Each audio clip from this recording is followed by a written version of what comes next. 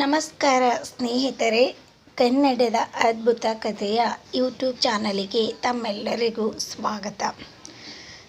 ಅಲ್ಲಿ ಮರದ ಮೇಲೆ ದಟ್ಟ ಹಸಿರ ಎಲೆಗಳ ನಡುವೆ ಕೊಂಬೆಗಳ ಕವಲುಗಳ ಒಳಗೆ ಕಾಗೆಯು ಒಂದು ಗೂಡು ಕಟ್ಟಿತು. ಇತ್ತ ಕೋಗಿಲೆಯು ಕಾಗೆ ಯಾವಾಗ ಗೂಡನ್ನು ಕಟ್ಟಿ ಮುಗಿಸುತ್ತದೆ ಎಂದು ಕಾಯುತ್ತಾ ಇತ್ತು. ಕಾಗೆಯೇ ಅಲ್ಲಿ ಹುಡುಕಿ ಇಲ್ಲಿ ಹುಡುಕಿ ಸಣ್ಣ ಸಣ್ಣ ಕೊಂಬೆಯ ಚೂರುಗಳ ಕಡ್ಡಿ ತಂತಿಗಳನ್ನು ತಂದು ತನ್ನ ಮನೆಯನ್ನು ಕಟ್ಟುತ್ತಲೇ ಇತ್ತು. ಅದು ತನ್ನ ಕೆಲಸದಲ್ಲಿ ಮಗ್ನವಾಗಿದ್ದಾಗ ಕಾಗೆಯ ಗೂಡು ಮುಗಿಸಿ ಒಂದು ದಿನ ಗೂಡಿನಲ್ಲಿ ಮೊಟ್ಟೆ ಇಟ್ಟಿತು. ಕಾಗೆಯು ಹೊರಗೆ ಹೋಗುವುದನ್ನು ಕೋಗಿಲೆ ಕಾಯುತ್ತಿತ್ತು. ಕೋಗಿಲೆಯು ಕಾಗೆಯ ಗೂಡಿಗೆ ಬಂತು.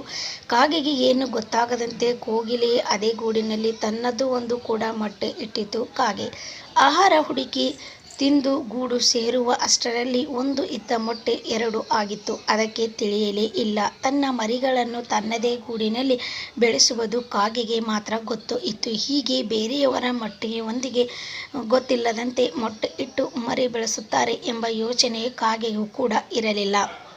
ಅದು ಏನು ಮಾಡಲಿ? ಹೀಗೆ ಕಾಗೆಯ ಮೊಟ್ಟೆ ಮೂರಾದರೆ ಕೋಗಿಲೆಯ ಮೊಟ್ಟೆ ಸೇರಿ ಆರಾಯಿತು.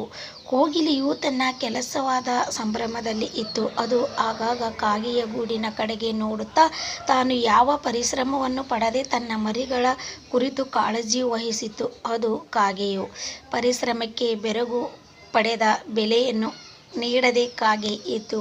ಕಾಗೆಯು ಕಾಳಜಿಯಿಂದ 6 ಮೊಟ್ಟೆಯನ್ನು ಒಡೆದು 6 ಮರಿಗಳನ್ನು ಹೊರಗೆ ಬಂದವು.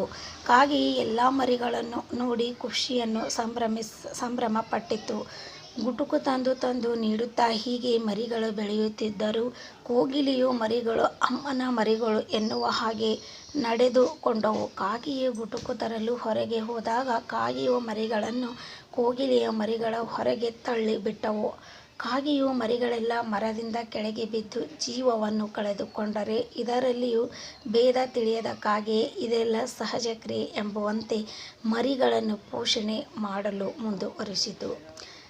ಕಾಗೆಯು ಆಹಾರವನ್ನು ನೀಡಿ ಮರಿಗಳನ್ನು ಬೆಳೆಸಿತು. ಹೀಗೆ ಕಾಗೆಯು ಅರಿವಿಲ್ಲದಂತೆ ಕೋಗಿಲೆಯ ಮರಿಗಳು ಬಲಿತು ಹಾರಿ ಹೋದವು. ಕಾಗೆಯ ಗೂಡು ಕಟ್ಟುವುದು ಕೋಗಿಲೆ ಹೊಂಚು ಹಾಕಿ ಕಾಗೆಯ ಗೂಡಿನಲ್ಲಿ ತನ್ನ ಮೊಟ್ಟೆಗಳನ್ನು ಇಡುವುದನ್ನು ನಡೆದೇ ಇತ್ತು. ಕೋಗಿಲೆ ಮರಿಗಳನ್ನು ಕೆಟ್ಟ ನಡತೆಯಿಂದ ಕಾಗೆಯ ಮರಿಗಳು ಸಾವು ಪ್ರತಿದಿನ ಮುಂದುವರಿಯುತ್ತಾ ಹೋಯಿತು. ಇದರಿಂದಾಗಿ ದಿನದಿಂದ ದಿನಕ್ಕೆ ಕಾಗೆಗಳ ಸಂಖ್ಯೆ ಕಡಿಮೆ ಆಯಿತು. ಆದರೆ ಕೋಗಿಲೆಗಳ ಸಂಖ್ಯೆ ಹೆಚ್ಚಿಗೆ ಆಯಿತು. ವರ್ಷಗಳು ಕಳೆದರೂ ಕೋಗಿಲೆಗಳು ಕಾಗೆಯ ಗೂಡು ಕಟ್ಟುವುದನ್ನು ಕಾಯುತ್ತಿವೆ. ಕಾಗೆಗಳ ಇಲ್ಲದ ಮೇಲೆ ಅವು ಗೂಡು ಕಟ್ಟುವುದು ಸಾಧ್ಯ. ಕೋಗಿಲೆಗಳಿಗೆ ಗೂಡು ಕಟ್ಟಲು ಬಾರದು. ಅವು ಗೂಡು ಕಟ್ಟುವುದನ್ನು ಮರೆತಿವೆ. ಹೌದು, ಹೀಗೆ ಕೋಗಿಲೆಗಳು ಸಂಕಟ ಪ್ರಾರಂಭವಾಗಿದೆ. ಅವುಗಳು ಕಾಗೆಗಳ ಕುರಿತಾಗಿ ಬಹಳ ಪ್ರೀತಿಯಿಂದ ಯೋಚಿಸಲು ತೊಡಗಿದವು. ಸ್ನೇಹಿತರೆ, ಈ ಕಥೆಯ ಸಾರಾಂಶ ಏನಪ್ಪ ಅಂದರೆ, ತಾನು ಬೇರೊಬ್ಬರ ಜಾಗದಲ್ಲಿ ತನ್ನ ಮರಿಗಳನ್ನು ಬಿಟ್ಟು ಆ ಮರಿಗಳನ್ನು ಕಾಗೆಯು ಚೆನ್ನಾಗಿ ಸಾಕಿದ್ರು ಕೋಗಿಲೆಗಳ ಮರಿಗಳು ಅದಕ್ಕೆ ಕೃತಜ್ಞತೆ ಸಲ್ಲಿಸದೆ ತಮ್ಮ ಕಾಗೆಯ ಮರಿಗಳನ್ನು ತೆಳಗೆ ನೂಕಿ ಪ್ರಾಣವನ್ನು ಬೀಳಿಸಿದವು ಅನ್ನುವುದೇ ಇದೇ ಒಂದು ಸಾರಾಂಶ. ಈ ಸಾರಾಂಶವನ್ನು ಕೊನೆವರೆಗೆ ನೋಡಿದ್ದಕ್ಕೆ ತಮ್ಮೆಲ್ಲರಿಗೂ ಧನ್ಯವಾದಗಳು.